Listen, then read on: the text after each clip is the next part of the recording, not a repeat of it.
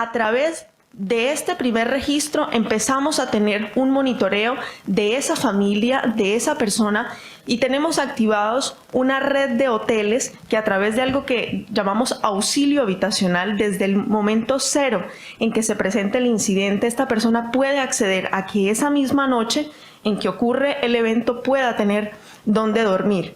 Adicional a esto, estos hoteles, esta red de hoteles tiene también un perfil muy relacionado ahora con mujeres cabeza de familia o que además madres solteras o mujeres que vivan solas. Adicional también tenemos otro componente que es el componente del adulto mayor para tener en cuenta algunas condiciones de movilidad en algunos de los casos de estos hoteles. Asimismo, este auxilio que se activa durante 3 meses puede pasar luego a 6 meses de arriendo temporal y luego puede pasar definitivamente a una vivienda en el caso que cumpla con los diferentes criterios que se han pactado dentro de este protocolo de manejo.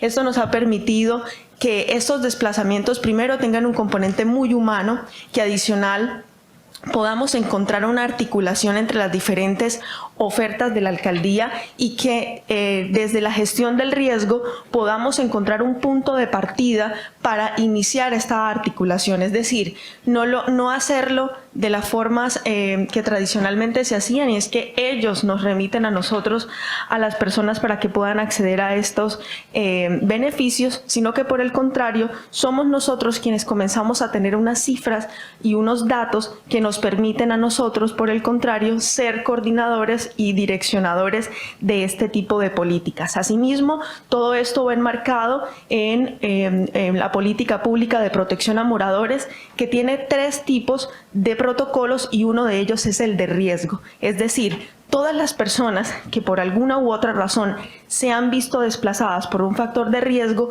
pueden acceder a programas que estén relacionados con reasentamientos y que estén relacionados con mejoramiento de vivienda o con auxilios temporales.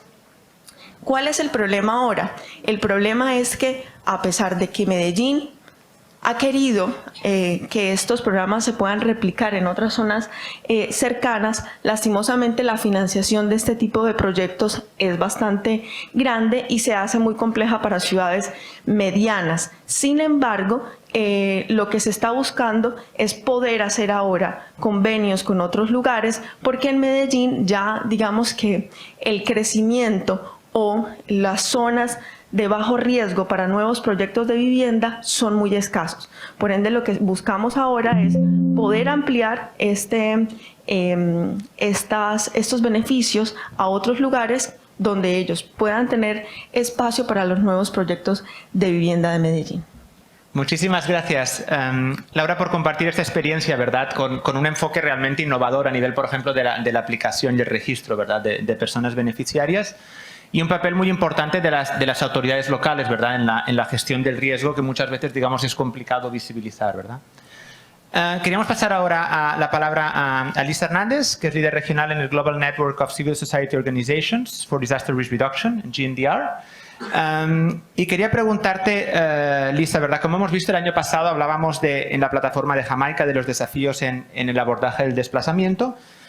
Quería preguntarte qué enseñanzas sacas, qué experiencias de la sociedad civil, ¿verdad?, en cómo se previene, se aborda el desplazamiento y la movilidad, que quizá podrían ser o que podrías ver como oportunidades para toda la región, o sí, quizá prioridades importantes que deben considerarse en estos temas a lo largo de la región.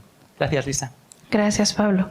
Bueno, desde la Red Global trabajamos con organizaciones de sociedad civil de distintos tamaños y cuando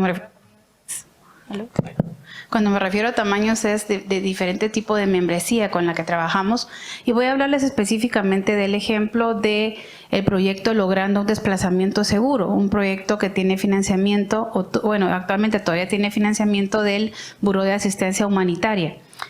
Entonces, lo importante de este proyecto es que primero se trabajó y teníamos que hacer la caracterización de cuál es el tipo de desplazados con el que estábamos trabajando en Centroamérica. Este proyecto se implementó en Honduras y en Guatemala, en municipios que son fronterizos entre los países, que reciben, como ustedes saben, desde el 2018 tenemos caravanas de migrantes que vienen desde idealmente desde Venezuela, pasan por Panamá, algunos vienen incluso del Caribe y que van migrando buscando llegar a Estados Unidos. Eso no es nuevo para ninguno de nosotros. Lo importante fue poder identificar por qué la población se estaba quedando en los países. De nuevo en Honduras, algunos los deportaron, porque acuérdense que las fronteras entre Guatemala y México muchas veces las cerraron, entonces esta población regresó y se reubicó. Entonces, primero caracterizamos, hicimos un diagnóstico con, lo importante aquí creo que es para responder puntualmente lo de Pablo, es con quiénes hicimos el trabajo. O sea, se hizo un trabajo articulado con las autoridades locales, con los comités comunitarios que ya existían en la comunidad, es decir, no es algo nuevo, sino que es algo que ya eran las autoridades que estaban ahí. Algo importante son las autoridades ancestrales de estas comunidades donde existían, y también con el sector privado. Hicimos una alianza y por supuesto GNDR, a través de las organizaciones de sociedad civil con las que trabajamos, traían algunas herramientas, ya que estabas mencionando, Pablo, el tema de herramientas novedosas. Se trabajó con una herramienta que se llama Laboratorios de Vida Urbana.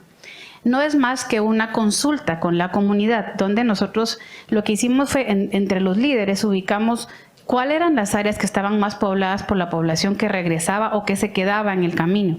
Interesantemente, esta población estaba ubicada en las laderas de las carreteras, es decir, no tenían un espacio asignado por la municipalidad para poder reubicarse. A través de la negociación con el alcalde, en algunos de estos espacios se reubicaron.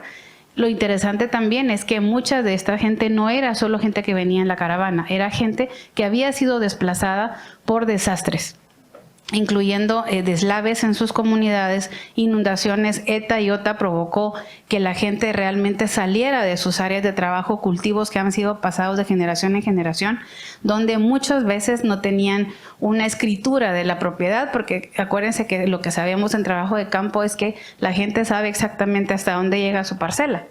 Y la gente de La Paz lo sabe, él llega al árbol, llega al cerco de Doña Juana y así lo sabe. Entonces, el problema es que cuando la ladera, el río se sobrepasó y se pasó llevando con el palo y la ladera de la varianda de la persona, entonces lo que sucedió fue que obviamente tuvieron que volver a reorganizarse. Esta gente fue movilizada a un área en lo que estaban un poco más, digamos, más protegidos. La municipalidad participó en eso y habilitó algunos espacios donde obviamente no son espacios para albergues, son escuelas.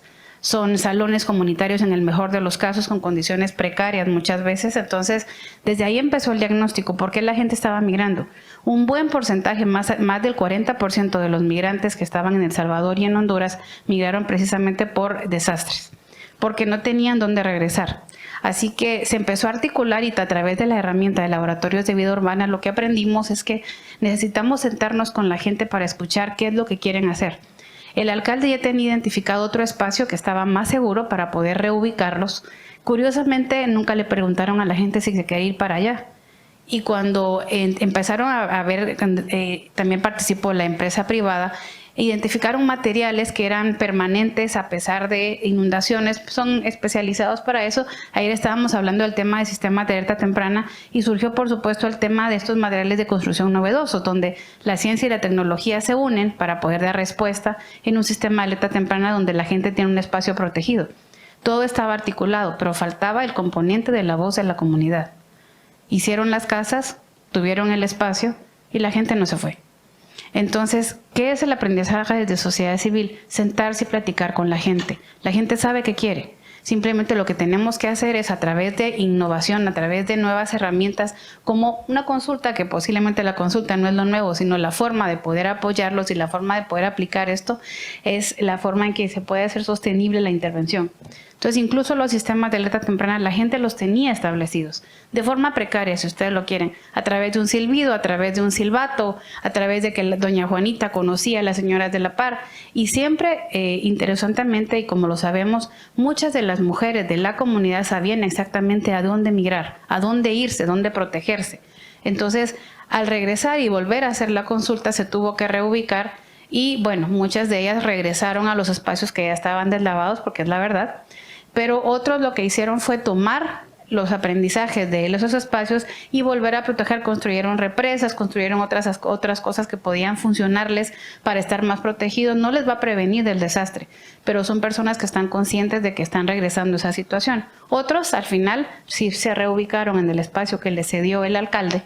Y lo interesante de esto fue que ambas partes de la comunidad que estaba ya ahora dividida estaban comunicándose y formaron también un comité de trabajo comunitario donde están articulando con empresas locales, buscando también formas de vida, porque acuérdense que al final lo que esta gente necesita es buscar dónde pueden ubicarse para generar sus propios ingresos. Entonces, otra lección aprendida es, la gente no está esperando que les demos, la gente lo que quieren es una oportunidad para poder producir ellos mismos.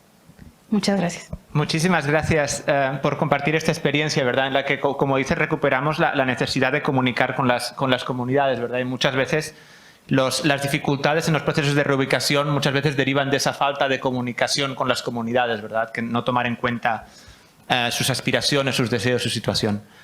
Pasamos ahora a Rosalba Peña Hernández del equipo Tzahui de la Benemérita Universidad Autónoma de Puebla, del equipo que ganó el concurso de Resilience Tech con un nuevo sistema de alerta temprana, ¿verdad? O, bueno, nos vas a explicar mejor de lo que yo puedo hacerlo, pero como decíamos en la encuesta del inicio, los sistemas de alerta temprana quizás se ven como una herramienta innovadora que realmente puede servir a mejorar el abordaje del desplazamiento. Así que quería que nos contases un poco cómo, desde el punto de vista del equipo y el tuyo, ¿cómo ven el uso de esos sistemas innovadores para abordar el desplazamiento? Gracias. Buenos días, Pablo.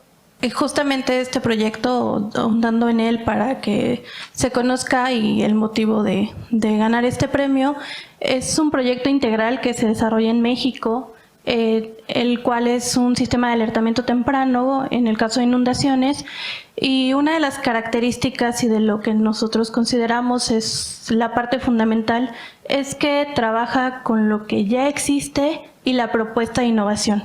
Como ya se mencionó, estos sistemas comunitarios, el trabajar existe, pero ahora es implementarle la parte tecnológica. ¿Cómo podemos ayudar a la población para que en esta tecnología que estamos viviendo, en esta nueva era, podamos tener nuevas aportaciones para hacer más eficaces los métodos de reacción ante estas inundaciones y ante cualquier fenómeno? Tzahui es un sistema que se manejó con los comités comunitarios como una parte preventiva. Trabajar con la comunidad, hacer talleres donde la comunidad nos ha dicho cuál es la mejor manera de alertarlos, ellos cómo quisieran que los alertáramos. También conocemos a la comunidad, cuáles son las características de su vivienda, cuáles son las carencias, cómo están económicamente, cuántos integrantes son en sus viviendas, cuál es su modo de vida para que nosotros también sobre ello podamos generar planes y estrategias para, en el caso de que se active el sistema, cómo podemos manejar y justamente desplazar. Incluso en el trabajo se logró una etapa de un análisis a través de los sistemas de información geográfica donde nos permite monitorear, en el caso de los fenómenos naturales, los periodos de retorno, las áreas que tenemos en los niveles de riesgo y de vulnerabilidad, para que sobre eso podamos trabajar y más allá de hacer una reacción ante ya el alertamiento, sino trabajar de manera preventiva en mitigar los riesgos por estos desplazamientos. Dentro de los sistemas de información también hemos trabajado en la ubicación de los refugios temporales en caso de necesitar estos desplazamientos. La propuesta con los sistemas comunitarios es vamos a informar a través de esta infraestructura que ya existe actualmente la mayoría, y el estudio que realizamos tiene un smartphone, tiene un teléfono inteligente, en el cual esa infraestructura nos ayuda a hacerlo más escalable y con menores recursos, que es uno de los temas que se ha tratado en estos sistemas de alertamiento. ¿Cómo lo hacemos escalable? ¿Cómo lo hacemos sostenible? Y en este caso no necesitamos alertar a toda la comunidad. Lo hicimos a través de los líderes de estas comunidades, a Juan que tiene la panadería, al sacerdote al que podemos comunicar, y él sabe perfectamente cuál es la zona o su comunidad que tiene que avisar. Entonces ocupamos los dos sistemas, la parte tecnológica que nos permite trabajar en dos vías de comunicación.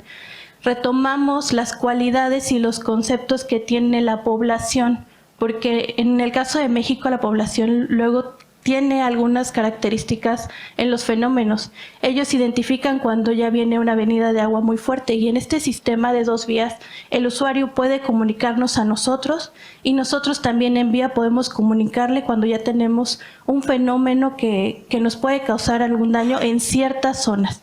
Hemos trabajado pie a pie. Esa es la propuesta de Izawi, que es una de las características. Retomar lo que existe, no dejarlo de lado y llevarlo a la parte tecnológica. Una aplicación que se puede trabajar donde no necesito saturarla, sino trabajar con los comités y con los líderes de estos comités y llevarlo a transformar y llevar estos sistemas de alertamiento más eficaces, que no se queden solo en recibir el alertamiento y no sé qué hacer, o pues sí sé que me tengo que desplazar, pero ¿hacia dónde? Nosotros saber el nivel de desplazamiento que vamos a tener para preparar los recursos que se van a necesitar, cuánta población tenemos registrada en esa zona que ya previmos que vamos a tener afectada para movilizarlos de manera eficaz. Esa es la propuesta que tenemos y es lo que se solicitó en Resilient Tech. Que los jóvenes, a través de esta tecnología que ahora se maneja, pudieran hacer una aportación, una innovación que fuera replicable, donde se pueda trabajar en las comunidades.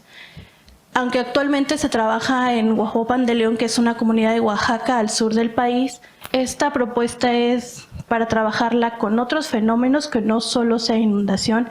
México tiene muchísimos fenómenos en los cuales no necesita solo inundación, tenemos volcanes, tenemos sismos, y esto lo podemos ir replicando en un trabajo preventivo. Creo que esa es la aportación de las nuevas tecnologías en esta gestión para los desplazamientos, cómo podemos no llevarlos al límite en un extremo, sino estar preparados y trabajar sobre ello. Esa es la propuesta de Izawi y yo estoy segura, y junto con mi equipo, que estas nuevas tecnologías sí se pueden aplicar. Claro que hay que trabajar sobre ello, pero trabajando de manera integral y retomando lo ya existente, no desplazándolo, sino retomando el trabajo y el trabajo con los usuarios. Ellos a nosotros nos aportan la manera en la que podemos comunicarnos para estos desplazamientos. Muchísimas gracias, Rosalba, y felicidades por el premio, ¿verdad? Y también un poco, como decía Laura antes, me parece muy interesante lo de la transmisión de la información, ¿verdad? Cómo capturar información puede facilitar luego ya toda la respuesta a desplazamientos, ¿verdad? Y cómo capturando con herramientas nos puede facilitar el trabajo, digamos, a múltiples áreas de atención a estos movimientos. Doy la palabra ahora a Diana Segura Román, consultora en gestión de riesgo de desastres y enfoque de género interseccional en el Banco Mundial. Diana está trabajando con nosotros en Costa Rica en uno de los elementos que también a veces es difícil de capturar, que es cómo integramos a las poblaciones migrantes en la gestión del riesgo. Y quería preguntarte, Diana, considerando obviamente la realidad de la región como espacio de migraciones, ¿verdad?, de movilidad humana, ¿qué perspectivas y oportunidades crees que existen para poder avanzar en este aspecto concreto de la integración de los migrantes? ¿Qué dificultades y qué soluciones ves? Gracias. Gracias, Pablo, y buenos días a las compañeras del panel y a todas las personas presentes.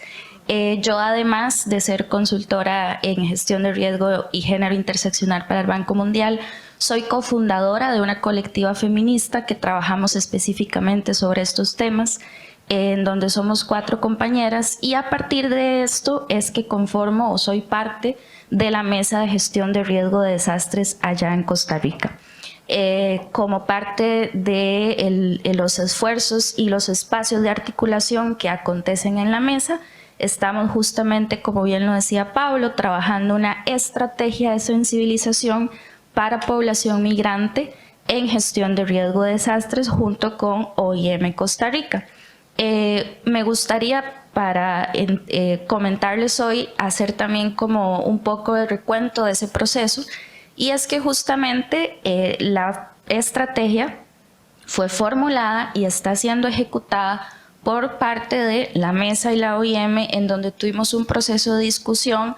Por supuesto que se cuenta con cuáles son esos territorios en donde los puntos de migración en Costa Rica son más altos, Y a partir de ahí fue que se eligió hacer o aplicar esta estrategia en 3 lugares distintos de aquí a 3 años. Entonces estamos iniciando con el primero, que es en la zona sur de Costa Rica. Es un lugar llamado San Vito de Cotobruz, y dentro de este lugar hay una comunidad específica que se llama La Casona, la cual, además de que tiene mucha población migrante panameña debido a que es una zona transfronteriza entre Costa Rica y Panamá, también es una comunidad indígena. Entonces aquí ya empezamos a visualizar la interseccionalidad que está presente en la aplicación de esta estrategia. Y esto responde de alguna forma a esta innovación de la que podemos conversar. ¿Por qué? Porque innovar significa crear ideas con valor. Y entonces, ¿valor para quién? Bueno, en este caso lo estamos creando o construyendo junto con la comunidad específicamente para esta población. Además, si bien la articulación interinstitucional no es algo necesariamente nuevo, porque lo venimos, ¿verdad?, trabajando ya desde hace bastante tiempo, la forma de lograr esto y el abordaje para concretarlo, pues sí requiere de nuevos aires, de nuevas ideas, de nuevas formas de hacerlo, y esta estrategia es un ejemplo de ello. En este sentido, la estrategia tiene 3 ejes.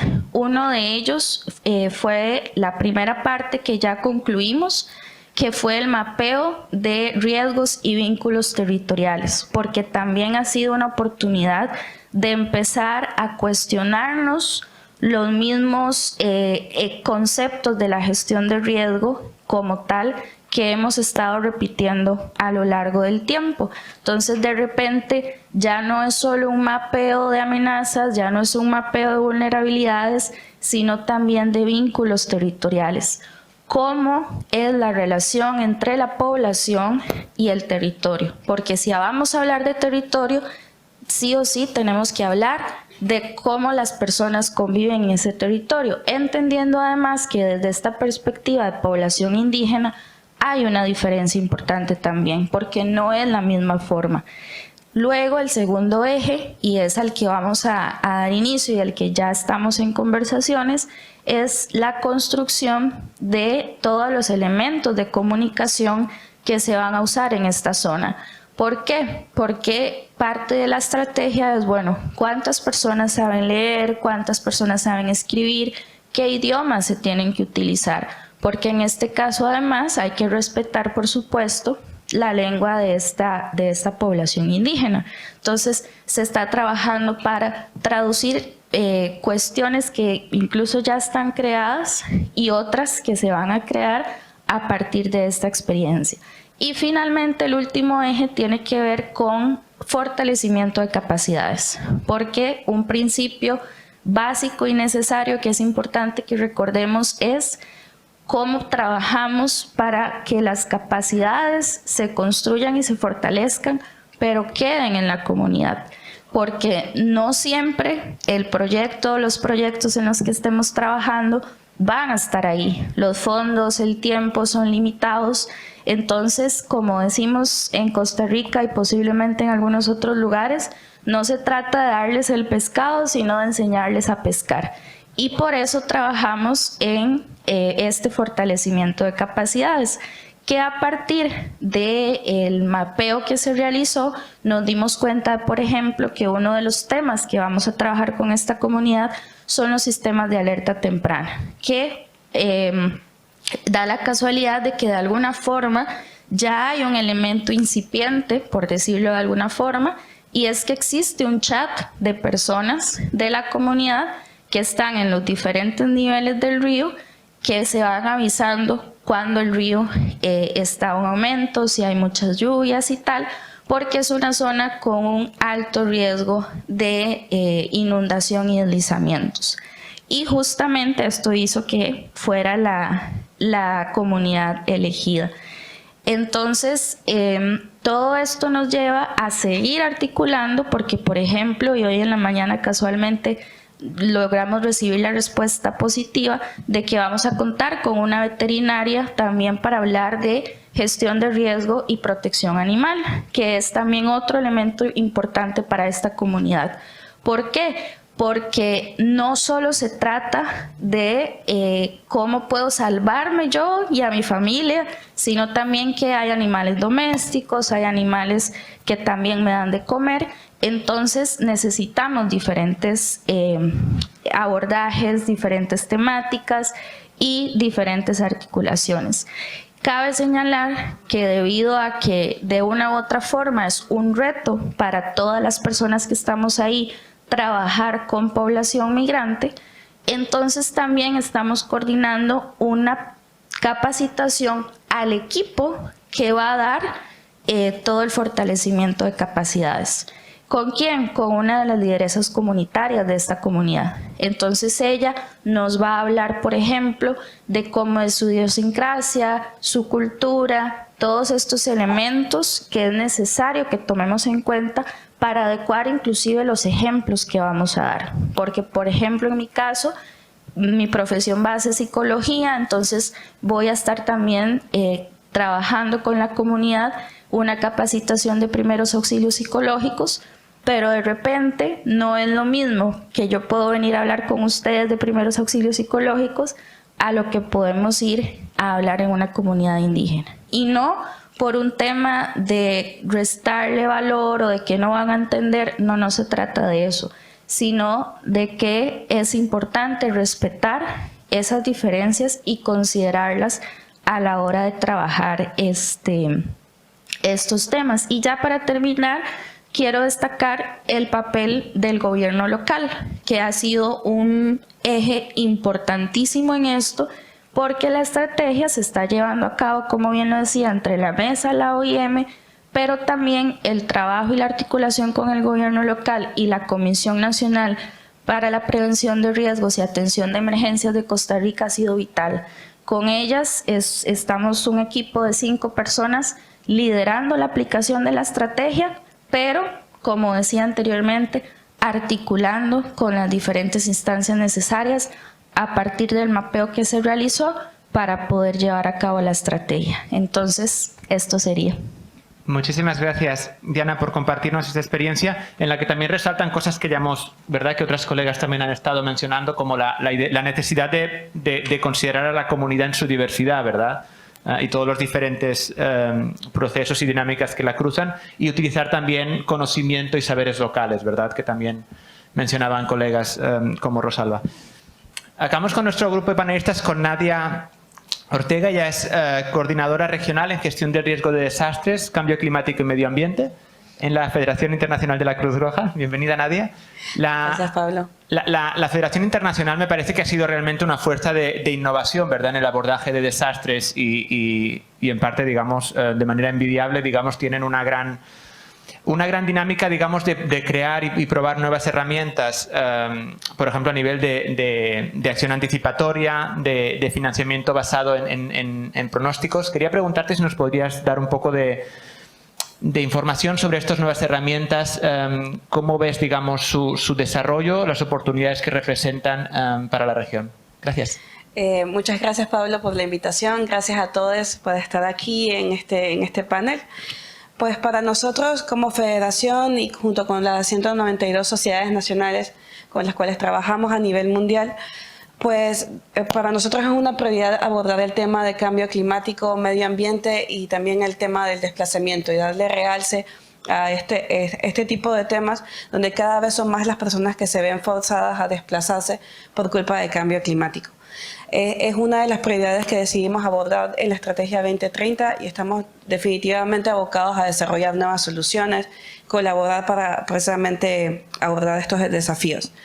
Una de las formas que tenemos para hacerlo y que estamos promoviendo junto con otros socios es el tema de la acción anticipatoria y poder garantizar que esas sociedades nacionales, que esos actores locales y que esas comunidades cuenten con los recursos necesarios para que en el momento en que se sabe que viene un evento, pues puedan tomar acción para salvar sus vidas, pero también para poder salvaguardar sus medios de vida.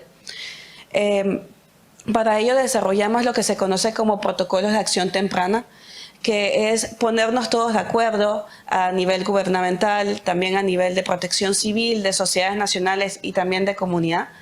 Pues cuáles son las acciones que vamos a tomar cuando sabemos que viene un evento, cuando sabemos que viene un huracán o sabemos que estamos alcanzando niveles de inundaciones o de lluvias. Estamos desarrollando esto en estos momentos en Centroamérica. Tuvimos una experiencia exitosa el año pasado con la activación en Guatemala. Y también estamos tratando de desarrollar mecanismos para hacerlo, no solamente para fenómenos de origen hidrometeorológico, sino también para el desplazamiento. Es un poco difícil porque obviamente la data para poder visibilizar ese desplazamiento a veces no siempre está disponible. No obstante, esperamos dentro de poco hacer uno enfocado en Honduras para precisamente darle los recursos a esas sociedades nacionales para cuando hay un aumento en la migración, que veamos que aumentan los flujos, pues entonces poder que tengan los recursos para poder atender a esas poblaciones. Pero más allá de utilizar la información de riesgo climático, también se trata de aplicarlo, no solamente en la respuesta, es también dejar de ser reactivos y aplicar esta información también a la resiliencia.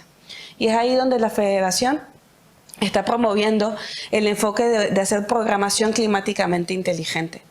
Y es utilizar esa información de análisis de riesgo climático para los proyectos de resiliencia que nosotros que tenemos con las comunidades. Es decir, dejarles de crear ese falso sentido de seguridad y cuando pones un tipo de solución dentro de una comunidad, dentro de una cuenca, saber que esa solución va a perdurar en el tiempo 5, 6, 7 años más adelante, cuando probablemente el curso de ese río se vea modificado o que la situación cambie por culpa del cambio climático. Y es ahí donde precisamente estamos capitalizando en haber creado esos enlaces a través de la acción anticipatoria e involucrar a otro tipo de actores que no necesariamente se ven involucrados al momento de hacer una respuesta. Pero todo eso lo tenemos que hacer también con la comunidad, porque no podemos dejar de trabajar con ese actor que finalmente es el receptor de todas las acciones que nosotros desarrollamos. Y como decía nuestra directora regional en una sesión, pues la Cruz Roja está bien posicionada para hacer eso porque trabajábamos localización antes de que fuera sexy. Estamos ahí con la comunidad antes, durante y muchas veces después del evento porque muchos de nuestros voluntarios son parte de esas comunidades.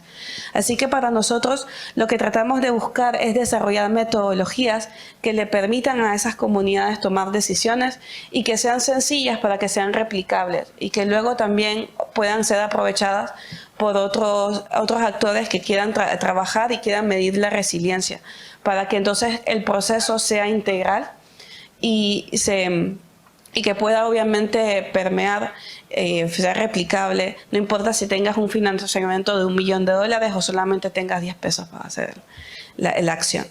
Ya hemos tenido casos exitosos en los que trabajar con la comunidad, trabajar con los actores han generado impacto.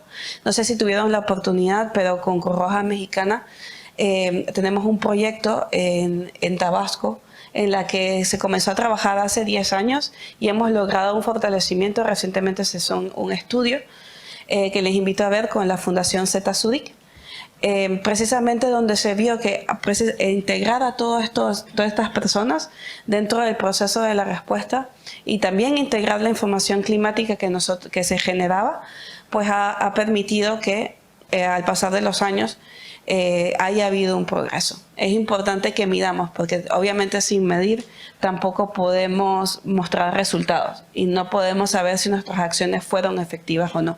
Y eso se trata no solamente de medir data, riesgo climático, también se trata de medir las acciones que hacemos y analizar si tenemos que tomar medidas correctivas con esa comunidad. Así que muchas gracias por la invitación, Pablo. Muchísimas gracias, Nadia, a ti por esas palabras. Tenemos 10 minutos, o 15 si no nos corren, para dar la palabra a la audiencia. Creo que tenemos un micrófono por ahí. Queríamos preguntarles si tenían algún comentario, alguna pregunta para alguna de nuestras panelistas. Sí, veo una mano levantada allí. Por favor, si pueden presentarse primero. 2 manos. Parece subasta. 3 manos. ¿Alguien más? Entonces, si pueden presentarse primero. Hola, mucho gusto, soy Juan Camilo Rúa, hago parte del Consejo Danés para Refugiados. Tengo una pregunta sobre la protección legal a las personas que han tenido sobre todo que salir de su país por razones ligadas a desastres, porque creo que hay ahí un vacío enorme frente a la protección. Vacío enorme que está dado en gran parte porque el marco legal existente es bastante precario para dar respuesta. La Convención del 51 definitivamente difícilmente va a aplicar a este tipo de personas, salvo que cumplan con algunos de los otros requisitos. Quizás la Declaración de Cartagena puede ser un marco mucho más aplicable, pero pues la interpretación que se le ha hecho hasta el momento pues no ha sido suficiente como para dar o avanzar una respuesta en ese sentido. ¿Cuál creen ustedes que puede ser o cuál debería ser el papel de la protección internacional frente a este tipo de situaciones que es clave para que las personas puedan acceder a un estatus jurídico que los proteja cuando llegan a un país de acogida y que al momento o actualmente no tienen esa protección? Muchas gracias. No sé si tomamos las 3 preguntas si quieren y luego doy la palabra al panel. Buenos días, gracias. Mi nombre es Walter Ubal Giordano, represento al Centro Internacional de Investigaciones para el Desarrollo de Canadá. Los felicito por este panel. Sinceramente creo que hay algunos elementos, tanto desde la visión de políticas en la ciudad a lo que cerró la representante de la Federación de Cruz Roja. Y a ella quería hacerle una pregunta muy específica, dado el fuerte involucramiento, como nos comentaban, las comunidades. El centro también está financiando proyectos, sobre todo en la región del Caribe, en particular en la isla de Dominica, una de las islas más afectadas por desastres naturales, y me consta el trabajo que la Cruz Roja está haciendo allí. Desde esa perspectiva yo quisiera saber cómo la Cruz Roja, sabiendo que ustedes también enfocan en los distintos actores, está utilizando el enfoque de género y en particular mujeres y jóvenes cuando tienen que encarar las acciones directas, tanto sea en prevención como en postdesastres. Es uno de los esfuerzos que nosotros estamos desarrollando y de qué manera, sobre todo en los escares de políticas, en los gobiernos locales y nacionales, tiene en este momento. Gracias, estamos disponibles para compartir experiencias. Gracias. Muchas gracias. Había una tercera mano. Luego veo otra al fondo. Y 5, hay aquí, allá y acá, y luego cerramos el turno de preguntas para que no nos regañen. Sí, soy Enrique García, representante de la red NEAR para América Latina y el Caribe. Reflexionando sobre lo que mencionaban, todas mencionaban acercarse a la comunidad, es la comunidad la que tiene que hablar y eso, pero de repente la comunidad se ve invadida por 3, 4, 5, 7 instituciones. ¿De qué manera se coordina con las autoridades? En la medida que se pueda, porque yo creo que en la mayoría de los casos se puede, en otros no. ¿De qué manera esa coordinación para evitar la aglomeración o la visitadera que se hace a las comunidades? Por otro lado, tuve la oportunidad el año pasado de hacer una evaluación para OIM de todo ese trabajo de flujo migrante y sus políticas, sus estrategias, sus proyectos. Fue muy importante el trabajo que está haciendo OIM y ACNUR en toda la región, desde Venezuela, Colombia, el Caribe, del paso de Centroamérica, México. Creo que es una labor muy loable y es importante esta estrecha coordinación con Naciones Unidas, OIM, ACNUR, las autoridades nacionales, pero locales también, porque por ahí pasa el migrante, el desplazado. Eso era. Muchísimas gracias. Prometo que no he pagado al colega para que diga que el trabajo de la OIM está bien. Bueno, muy buenos días. Mi nombre es José Donderis. Actualmente CEO de una consultora, se llama Disaster Relief Panamá, exdirector general del Sistema Nacional de Protección Civil de Panamá y expresidente pro tempore del Centro de Prevención de Desastres de América Central. Dentro de los años 2014 a 2019, me tocó desarrollar los campamentos de inmigrantes en el área de Metetí del Darién, igualmente en la zona fronteriza con Costa Rica, desde Paso Canoa a Zahualaca. Dentro de estos procesos de migración, que hemos visto el avance paulatino y masivo dentro de nuestras regiones, hemos comenzado a tener una incidencia mayor de accidentes y pérdida de vidas humanas, ya no solamente dentro de las selvas tropicales, sino dentro de los medios de transporte dentro de la región de Centroamérica hacia el Triángulo Norte. Una de las cosas que pude observar es que todos estos migrantes llevan un aparato, un smartphone, donde ellos tienen una ruta, puntos establecidos, comunicación. Y la pregunta va dirigida al panel si hemos tomado en consideración dentro de los sistemas de alerta temprana elementos disuasorios, primero de los múltiples amenazas y riesgos que tiene ejercer esta ruta, pero si estamos teniendo medidas de indicadores y acciones directas sobre esto. Muchas gracias. Muchísimas gracias. Y creo que había una ultimita pregunta y luego ya doy la pregunta. Voy a pedirles, cuando sea la pregunta, 1 minuto para cada una, para que agarren la pregunta que más les gusta. Y así vamos a intentar yendo respondiéndolas todas. Muchas gracias. Lo siento, no hablo español, so speak English. I'm Kelly Donathan. I'm the Director of Global Animal Disaster Response with the Humane Society International, and we are constantly seeing, and thank you so much, Ms. Diana, for bringing up animals in this situation, and we may not have time to discuss more, so I won't necessarily ask so much of a question, except that we really want to know how we can be useful and helpful to this issue. So yeah, I know there's lots of questions to answer, so I won't add more on that, but please reach out to us. We really want to help. So thank you so much.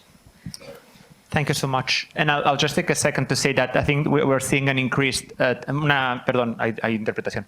Estamos viendo una tensión creciente, ¿verdad? El tema de la inclusión de los animales en la respuesta y también en la reubicación, y cada vez se está considerando más en las estrategias, ¿verdad? Entonces, aprovechamos para agradecer la disponibilidad. Colegas, muchas preguntas que contestar, todas muy interesantes, así que hacemos una ronda rápida a cómo vean, digamos, algunas de las preguntas. No tengo preferencia, entonces si alguien quiere comenzar. Yo dejaría lo internacional para las demás compañeras, no lo manejo a nivel local. Yo sumaría un poco hacia el componente que pregunta Enrique, precisamente porque creo que gran parte de los problemas que tenemos a nivel latinoamericano es la articulación de las ofertas y cómo hacemos que realmente las comunidades no se sientan realmente como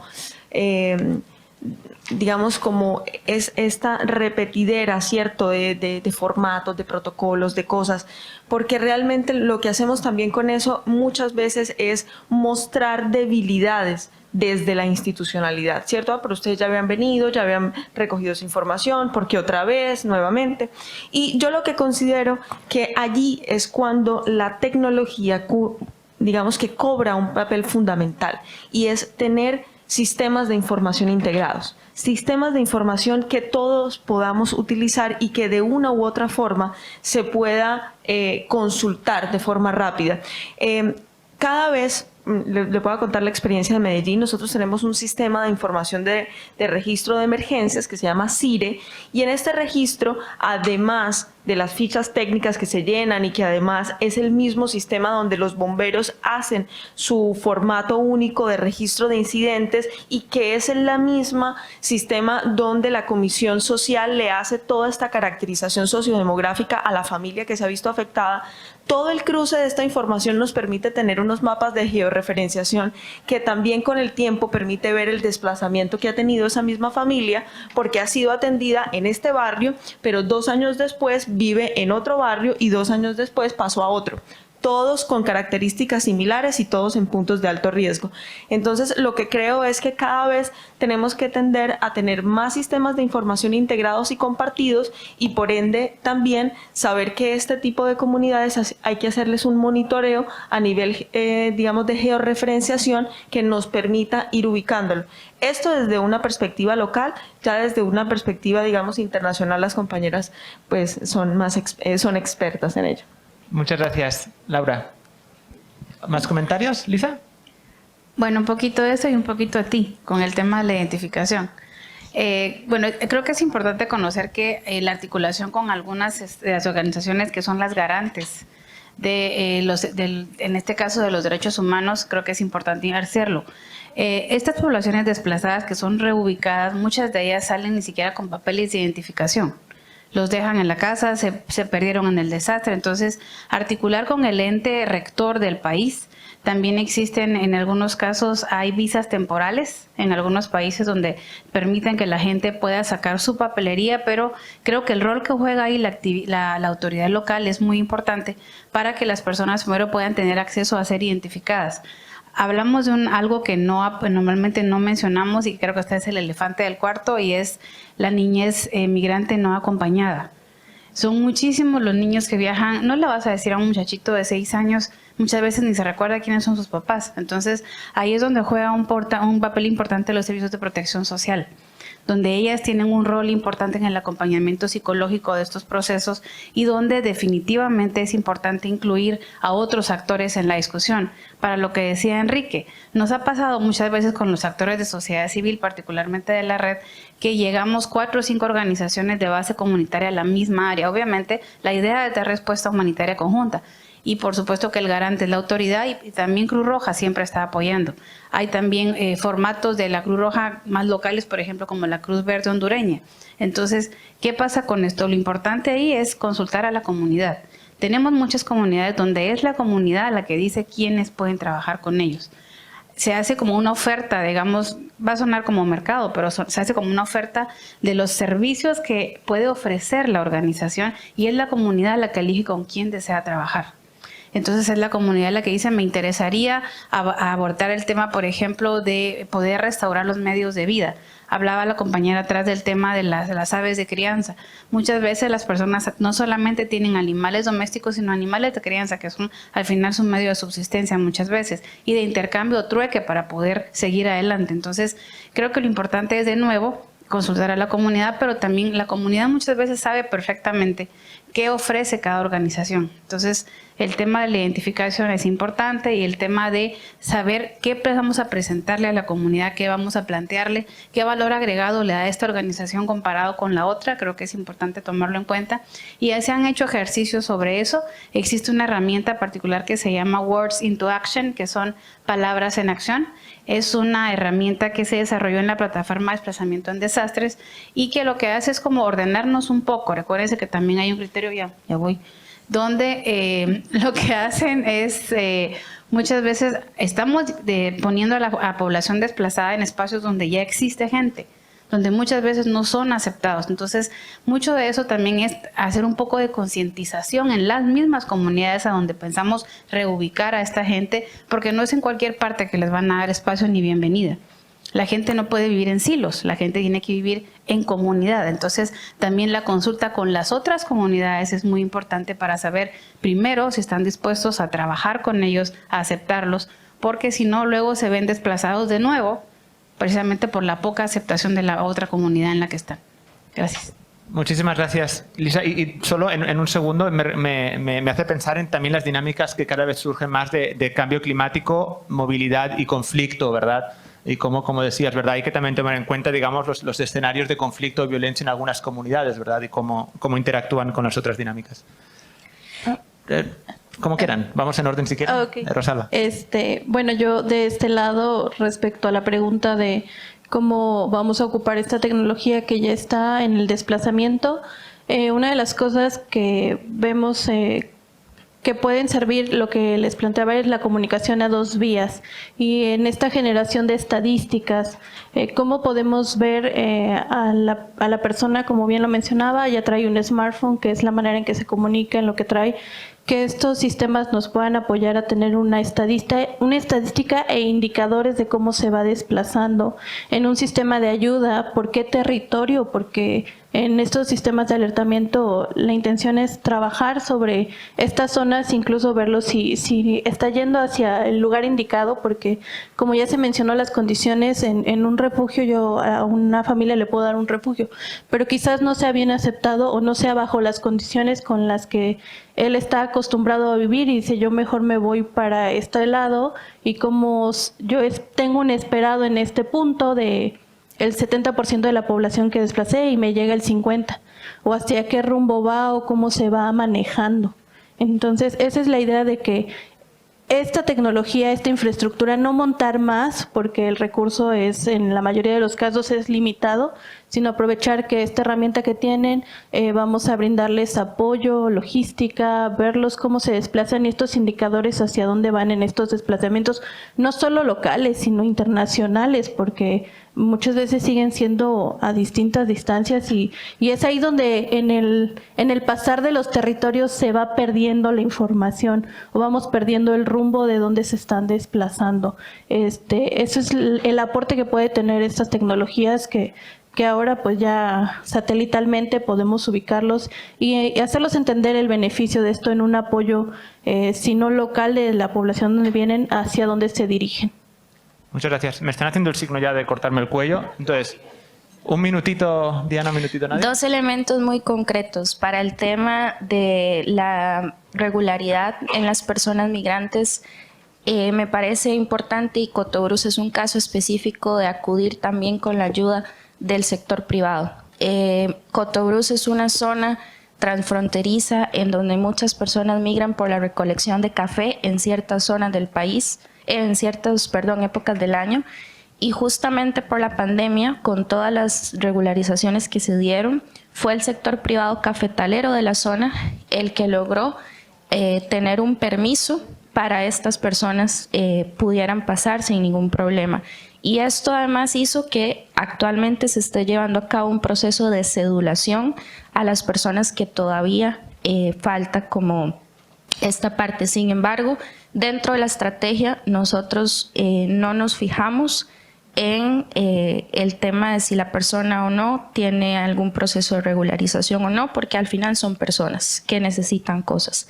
Y lo segundo que quería puntualizar es, para saber qué, cómo y cuándo necesita la comunidad, me parece fundamental mapear y diagnosticar no solo necesidades, sino también recursos.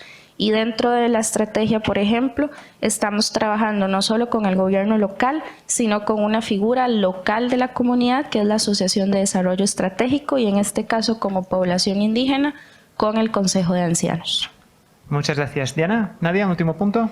Sí, solamente para cerrar, pues me parece importante para responder al señor de Canadá, pues que más allá de la caracterización de la población, en la cual nosotros usualmente lo que utilizamos es la metodología del ABC ampliado, que es analizar las vulnerabilidades y las capacidades que tiene esa población, y con eso también buscamos tratar de captar quiénes son todos los actores que se involucran a nivel comunitario.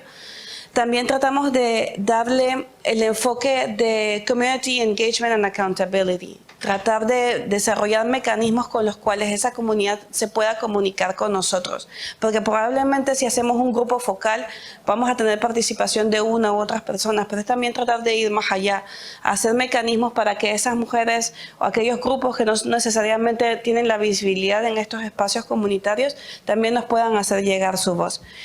Pero más allá de ser ese tipo de abordaje para el tema de género, el tema de incluir a aquellos que son excluidos, también se trata de darles las herramientas para que los actores locales puedan surgir.